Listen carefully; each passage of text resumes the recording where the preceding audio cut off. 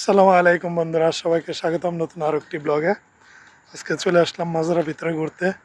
তো ঘুরতে ঘুরতে দেখতে পেলাম যে গ্যান্ডারি ক্ষেত এই ওমান প্রদেশেও। দেখেন মাশাআল্লাহ কত বিশাল বড় ক্ষেত, গ্যান্ডারি ক্ষেত। তবে এই গ্যান্ডারিগুলো আমাদের দেশের গ্যান্ডারির মতো না।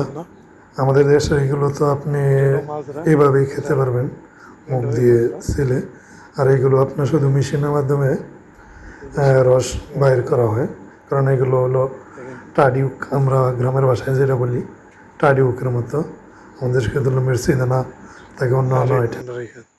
তার ভিতরে আবার কলা গাছও আছে, কলা গাছ, পেঁপে গাছ, মানে এক জমির ভিতরেই আপনার কয়েক ধরনের সবজি করে আর কি, সাথী ফসল হিসেবে। আমাদের দেশে তো শুধু গ্যান্ডারির সাথে গ্যান্ডারি আর কিছু লাগানো যাবে না। আমাদের দেশে গ্যান্ডারি যেরকম কেল করা, তারপরে আমরা পরিষ্কার করে রাখি, এদেশে কিন্তু না, দেন লাগাই রাখছে বাস। এই যে এত সুন্দর পালং শাক লাগানো হয়েছে, দেখেন। পানি দিলে মানে আপনার সব কিছু কিন্তু হয়, পানি দরকার। সামনে লাল শাক আছে, আর এইদিকে দেখেন লাউ গাছ সারিবদ্ধভাবে লাগানো শহরের ভিতরেই। কলমি শাক, পালং শাক। এটা একটা নার্সারি, রাস্তার পাশে অবস্থিত। তো আমি যাচ্ছিলাম রাস্তার পাশ দিয়ে, নার্সারিটি দেখে নার্সারি ভিডিওটি করে নিলাম। এটা হলো নার্সারির বাইরের অংশ। তো অত্যন্ত সুন্দর, চমৎকার, ভিতরের পরিবেশটা অত্যন্ত সুন্দর, গোছালো। এই যে দাঁড়িয়ে আছেন এই ভাই হলেন মিশরি, নার্সারির মালিক। চলুন আমরা নার্সারির ভিতরে যাব, দেখব কত সুন্দর করে। এটা হলো নার্সারির ভিতরে, সেটা আমাদের বাংলাদেশের মতোই টপের মধ্যে লাগানো হয়েছে। দেখেন অত্যন্ত পরিষ্কার আর কি নার্সারির পরিবেশটা। লেবু গাছ, অন্যান্য ফলের গাছও আছে সাথে। এগুলো হলো আম গাছের টপ, আম গাছ, লেবু গাছ এবং বিভিন্ন ধরনের ফুলের গাছ করা। আর উপরে আপনার নেট দেওয়া আছে, যাতে উপরে নিচে কোনো কিছু না পড়তে পারে, পরিষ্কার থাকে। বিভিন্ন জাতের ফুল গাছ দেখেন অনেক সুন্দরভাবে সাজানো। সব ধরনের গাছ আছে, নারিকেল গাছ, পেঁপে গাছ, লেবু গাছ, তারপর আপনার বিভিন্ন ধরনের ফুলের সব মিশ্রভাবে তৈরি করা। এগুলো মরিচের দানা, মরিচের গাছও লাগানো হয়েছে টপে। আমার পার্টনার বাইরে অপেক্ষা করতেছে আমার জন্য, আর আমি ভিতরে নার্সারির ভিডিও করতেছি আপনাদেরকে উপহার দেওয়ার জন্য।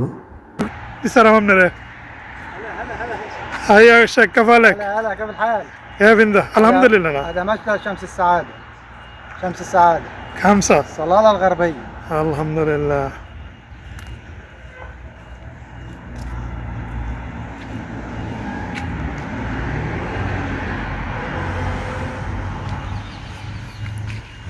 এগুলো সাজনা গাছ, দেখেন সাজনা গাছেরও ইয়ে বানাইছে,